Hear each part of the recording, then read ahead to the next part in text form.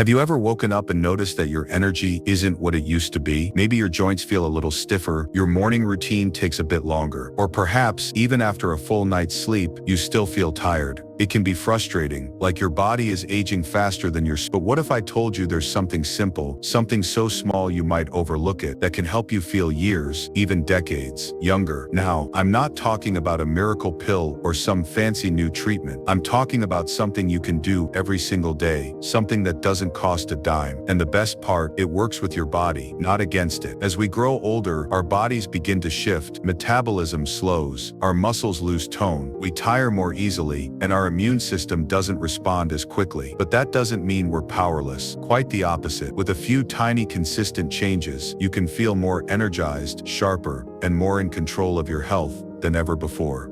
And today I want to share a few of these changes with you, starting with the one habit that might sound too simple to make a difference, but trust me, it does. Start your morning with water. I know, you've heard it 1,000 times, but let me ask you this. Did you drink a full glass of water this morning before you had your coffee? If not, you're not alone. Most people don't. But here's what happens while you sleep. Your body becomes dehydrated. You go 7 or 8 hours without any fluid intake. And your cells, especially in your muscles and brain, are running on empty. That morning fog you feel, that stiffness in your hands or back, much of that is due to dehydration. Drinking a glass of water as soon as you wake up helps flush out toxins, jumpstarts your metabolism, and immediately rehydrates your system. Think of it as giving your engine some clean oil after a long rest. It doesn't take much, just one glass. But the impact is enormous. Now imagine doing that every morning, without fail. That's one small step toward waking up feeling sharper and more alive. Let's talk about another easy habit. One that brings life back into your muscles and joints, gentle morning movement. Now don't worry, I'm not going to suggest you sign up for a boot camp or start running marathons. I'm talking about just 5 to 10 minutes of gentle stretching or light walking. That's it. When you start your day with movement, even something as simple as arm circles, light yoga, or a walk around the house, you tell your body, we're awake. Let's get the blood flowing. Let's get those joints moving. Have you ever noticed how a few minutes of walking can suddenly make your back feel looser, or how stretching your arms overhead can wake up your whole body? That's no coincidence. Movement delivers oxygen to your muscles, stimulates your lymphatic system, and boosts circulation. And here's the magic. It gives you energy, real energy, not the kind that wears off in an hour like caffeine, but the kind that stays with you all day. So tomorrow morning, before you check your phone, before you make your coffee, try this. Drink your water, stretch your body, move a little, and just see how different your day feels. These might sound like small things, but when you stack them day after day, they build momentum. And momentum, my friend, is the secret to lasting change. You see, aging isn't about the number on your birthday cake. It's about how you feel. It's about the vitality you bring to your day, and that vitality comes from the habits you build, one tiny step at a time. But we're just getting started. Because there's something else just as important as your body, and that's your mind. You can have a strong, flexible body, but if your mind is foggy, forgetful, or disengaged, you'll still feel stuck. You won't feel that spark, that sense of purpose that makes you want to get up and live. That's why in the next part of this journey, we're going to shift our focus inward. Have you ever walked into a room and forgotten why you came in, or found it harder to focus or remember little things?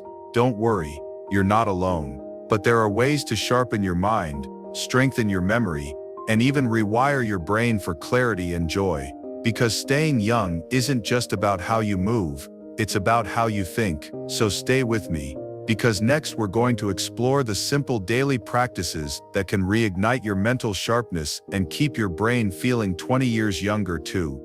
Have you ever walked into a room and forgotten why you were there? Or maybe you've picked up your phone to make a call and suddenly the name just vanished from your mind? It happens to the best of us. And as we get older, these little moments can feel frustrating, even scary sometimes.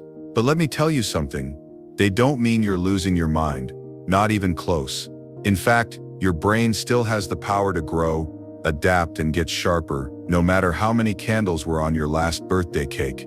You see, just like the body, The mind needs movement, stimulation, and care. And unfortunately, too many people forget about that part. We focus on our diets, we try to walk more. Maybe we even drink our morning glass of water now. But the mind, we let it sit in the passenger seat. And over time, if we don't actively engage with it, it starts to wander. It starts to slow. But here's the good news. It's never too late to tune it back up. Think of your brain like a garden. If you want it to thrive, you've got to water it, plant new seeds, and keep out the weeds. One of the simplest ways to do that? Keep learning. I know that might sound like something for kids or college students, but the truth is, learning is ageless. Whether it's picking up a new hobby, reading a book, doing a crossword puzzle, or even trying to learn a few words in another language, every bit of effort stimulates your brain. You're exercising it. And just like physical exercise builds muscle, mental exercise builds cognitive strength. Let me ask you, when was the last time you learned something just for the fun of it? Not because you had to, not because someone told you, but because your own curiosity whispered, what if I tried that? That spark, it's still in you. And it's more powerful than you think. Here's a simple idea to get you started. Choose one thing that excites you, something you've always wanted to understand better. Maybe it's how to paint. Maybe it's how to play chess. Maybe it's how to bake sourdough bread. Start small, watch a video, read a few pages, ask someone who knows. The process of discovery lights up your brain like a sunrise, and it brings something else too, joy. And let's not forget this one, because it might be the most powerful of all: connection. The human brain wasn't designed to go it alone. We are social creatures. We thrive in community, in conversation, in laughter. But as we age, it becomes all too easy to drift into isolation, especially if we've lost friends, or if family is far away. Maybe you live alone. Maybe your partner has passed on. Maybe your kids are busy with their own lives. Whatever the case may be, I want you to hear this. You still matter, your voice still matters, and you deserve to be heard. Sometimes, a short phone call can be a lifeline. A coffee date, a walk with a neighbor, joining a book club, volunteering at a local center. These things might seem small, but they can radically improve how your brain functions. Social interaction keeps your neurons firing. It boosts your mood, and it reminds you that you're still in this, still part of something bigger.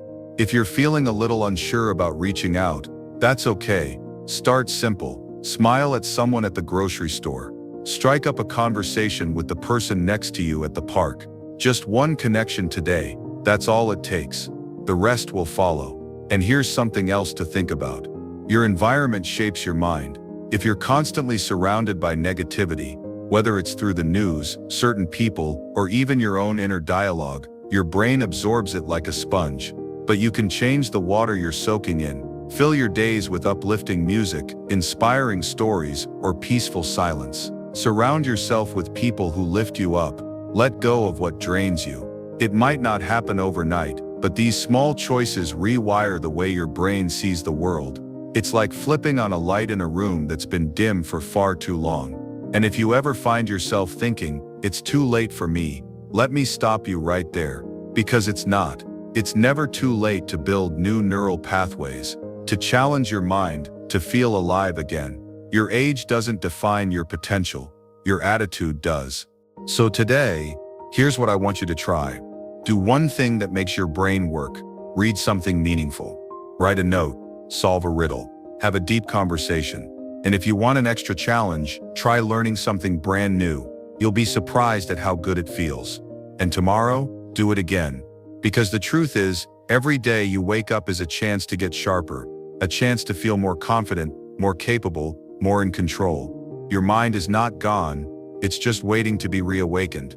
But keeping your mind strong is only half the journey. The other half is the one that people don't talk about nearly enough. It's quieter, it's deeper, and sometimes it can be even harder to navigate than a forgetful moment or a mental fog. I'm talking about the heart, the emotions, the quiet weight we carry that sometimes doesn't show up on the outside but feels heavy every morning. Let's talk about that next, because emotional health matters just as much as mental sharpness. And learning how to care for your inner world might just be the most powerful change of all. There are wounds that don't show on the skin, old heartbreaks, quiet regrets, moments we wish we could have done differently. And as the years pass, we carry them. Sometimes so well even those closest to us can't see the weight we bear. But here's the truth I want to offer you today. You are allowed to put it down now. Emotional pain doesn't have an expiration date. There's no get over it by next Tuesday rule. But healing is possible at any age. And it starts with giving yourself something you might not be used to: permission. Permission to feel. Permission to feel. Permission to let go. Think of your heart like an old attic. For decades you've stored things in there. Some beautiful, some painful, some forgotten altogether. And now in this season of life you have a chance that few people truly get: the space to unpack it all, gently, at your own pace. You can finally open the boxes. Dust off the memories, keep what lifts you, and release what doesn't. Self-care isn't just bubble baths or candles. Real self-care is deeper. It's choosing not to replay a painful conversation for the 100th time. It's refusing to speak harshly to yourself when you look in the mirror. It's allowing joy without guilt, rest without shame, boundaries without apology. When was the last time you were truly kind to yourself? Most of us were raised in a generation where emotions weren't always welcomed. You were taught to be strong, to push through, to take care of everyone else first. But strength isn't the absence of feeling. Real strength is allowing yourself to feel it all, and choosing peace anyway. And that peace, it begins in the quiet moments. The ones where no one's watching.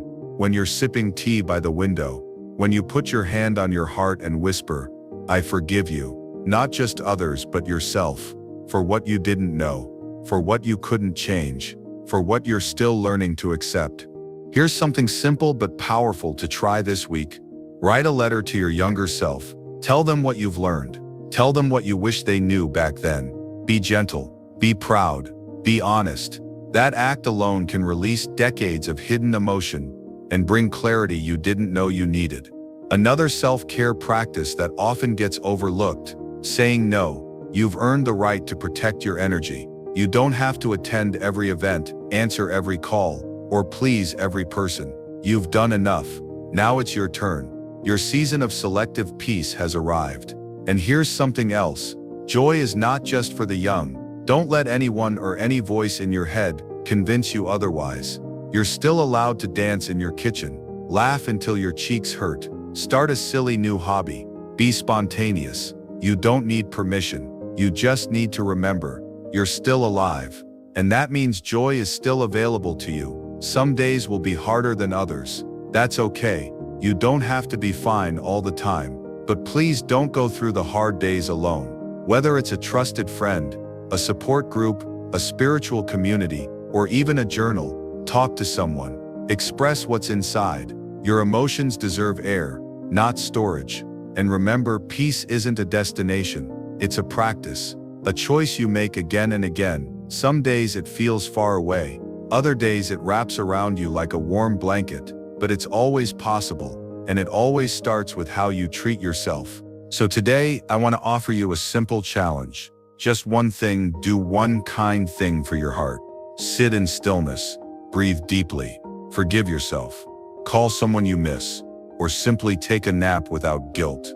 Whatever it is, let it come from a place of love for the person you are now, not who you used to be. Because that version of you, the one who's lived, learned, lost, laughed, and loved, they deserve care. They deserve peace. They deserve a life that feels soft again. And once your heart begins to heal, something incredible happens. Your sense of purpose awakens. Let's talk about that next. Because the years ahead aren't just about slowing down. They're about stepping into your why.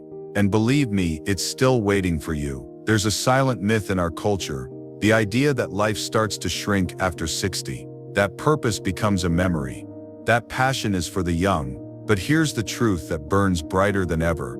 You are still becoming. The end of one chapter is not the end of the story. It's the beginning of something deeper, something wiser, something most people never even reach: a life lived on your own terms. In your earlier years, your time may have belonged to others, to your children, your job, your responsibilities. You made sacrifices. You showed up. You were the steady one, the strong one. But now it's your turn. This season of life, it's not a winding down. It's a second sunrise. The moment when the world grows quiet enough for you to finally hear your soul's voice again. Ask yourself, what did I love doing before the world told me to be realistic? What did I put on the shelf because life got in the way? What lights me up? Not for applause, not for money, but for the joy of it, because it's still there, waiting, and it's not too late. One of the greatest tragedies of aging isn't physical, it's spiritual amnesia. We forget that we are still capable of creating, of dreaming, of making a difference. But purpose doesn't retire, meaning doesn't age, and your impact, it's still unfolding. Some of the greatest masterpieces were created in later life. Leonardo da Vinci was still sketching ideas at 67. Grandma Moses began painting in her 70s. Nelson Mandela became president of South Africa at 75. So don't you dare believe that your purpose has passed you by. Sometimes purpose shows up in big, bold ways. Other times, it's quiet, subtle. It's being the steady hand in a grandchild's life. It's writing your story so your great-grandkids know where they came from. It's mentoring someone younger who needs your wisdom. It's planting a garden because watching things grow reminds you that you still can. Purpose isn't always loud, but it's always powerful. And here's a secret, you don't have to know the whole path. You just need to say yes to the first step.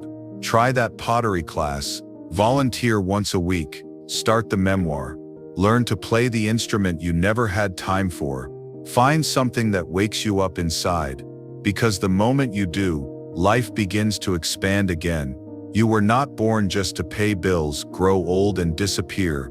You were born to evolve, to awaken, to leave a legacy that goes beyond things, one that lives in hearts, in memories, in changed lives. And purpose doesn't always feel like fireworks. Sometimes it feels like peace, like coming home to yourself. So if you've ever whispered, "Is this all there is?" The answer is no. There's more joy, more depth, more connection, more you. And rediscovering that truth, that's not just a chapter, that's a rebirth. In the next part, we'll explore how to build strong social circles, relationships, and community in later life, because purpose thrives in connection. As we age, one of the most powerful things we can have is community. A group of people who see us, support us, and remind us that we are not alone on this journey. Let's face it, life can feel lonelier the older we get.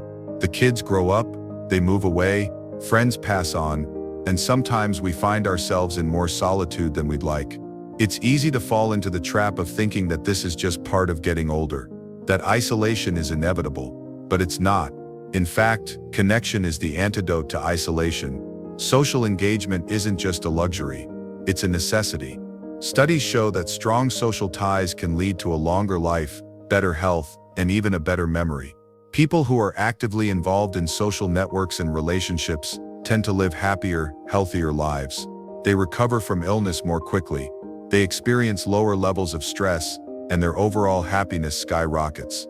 So the question becomes, how do we build meaningful relationships in this chapter of life?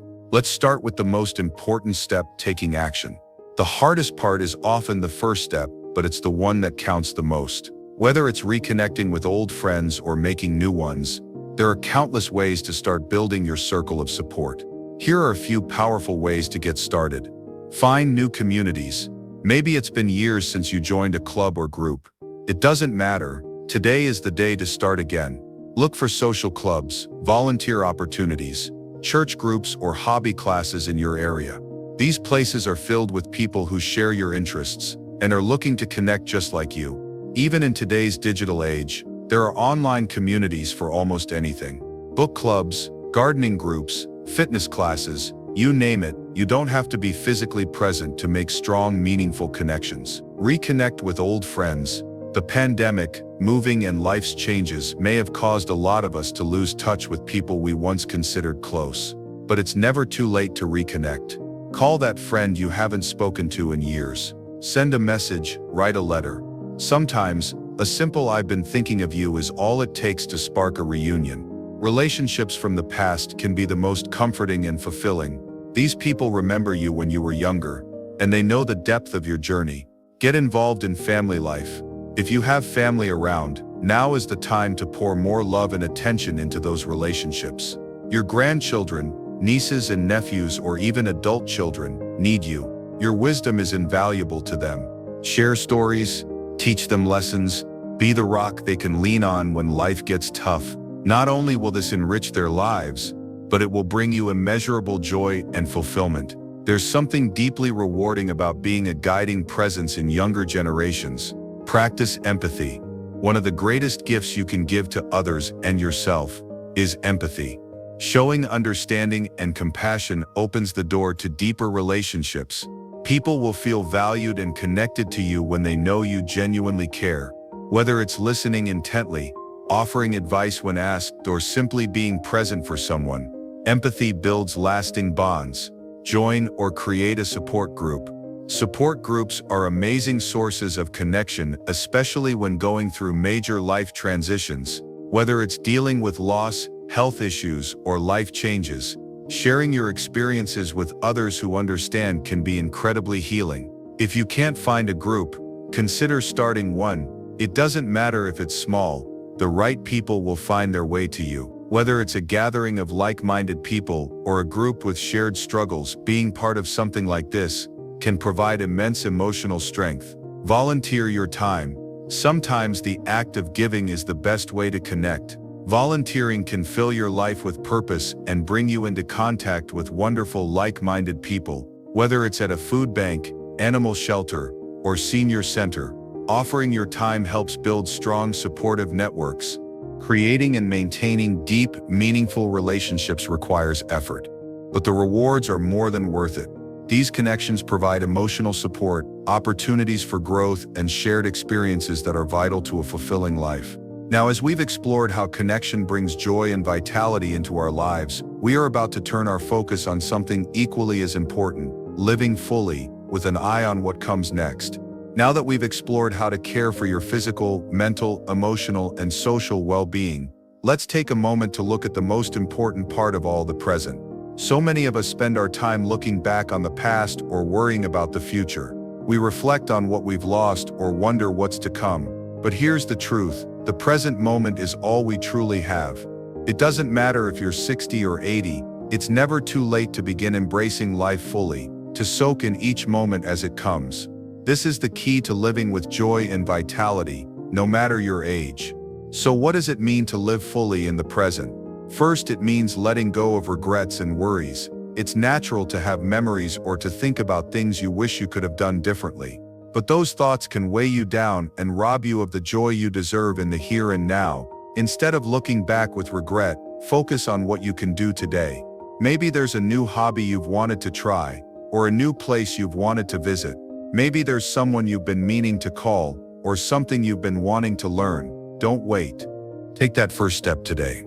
Living in the present also means taking time to appreciate the simple pleasures of life.